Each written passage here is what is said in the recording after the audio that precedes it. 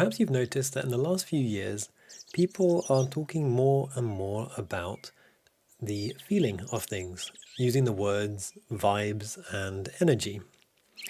And I wanted to elaborate a bit on what this might mean from somewhat of an esoteric perspective and give my perspectives on this.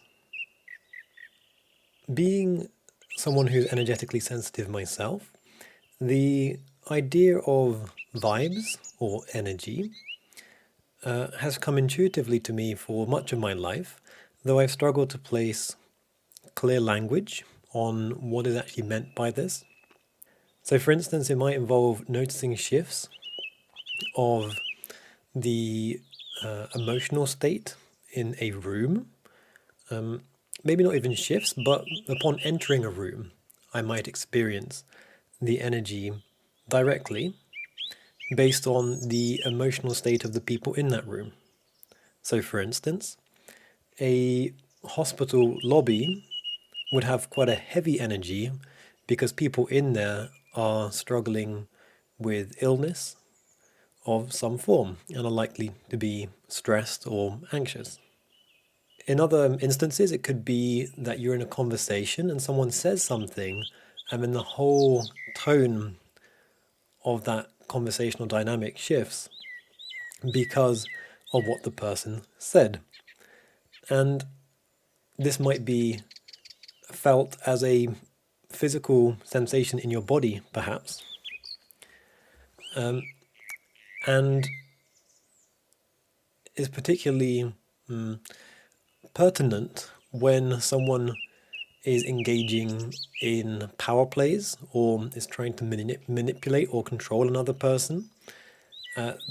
These kind of acts can actually result in pressure in the body or deep unease in the body of a energetically sensitive person. And I have felt this before in a business context or in a context with others in a social environment.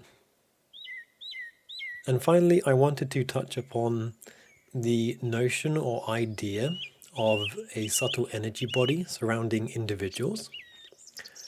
This concept has been talked about in ancient texts and is even fairly well known and documented by science nowadays.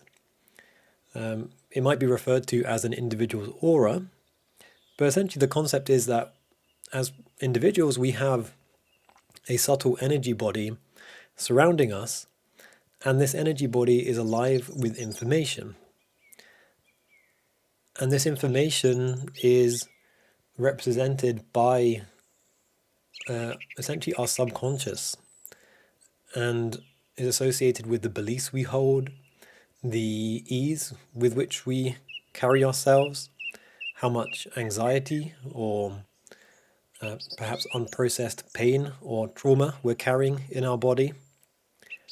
And we are emitting this to others as we go through life. So perhaps that's why when you are around a person, you might feel suddenly uneasy because they might be carrying a lot of unease in their body and you're picking up on that. And likewise, there's some people you might encounter who you instantly feel very open and light around, and these people perhaps are emanating a lot of joy and balance and peace and harmony. And I want to end this by caveating and saying that the conclusion here isn't to cut off and distance yourself from people who are anxious or who are struggling. The solution isn't to isolate them or to turn them into pariahs, but rather it's important to be mindful of what might be happening. It's important to be mindful of supporting those you are able to without taking on their energy and assuming that it is your own. This is something I had to learn, and it is the path of the empath. If you find yourself to be someone who's empathetic, it's likely that you want to care for others and to help others, but there is a risk of taking on their energy. So it's important to ensure that your cup is full and you're resourced before going out into the world and seeking to uplift and help others.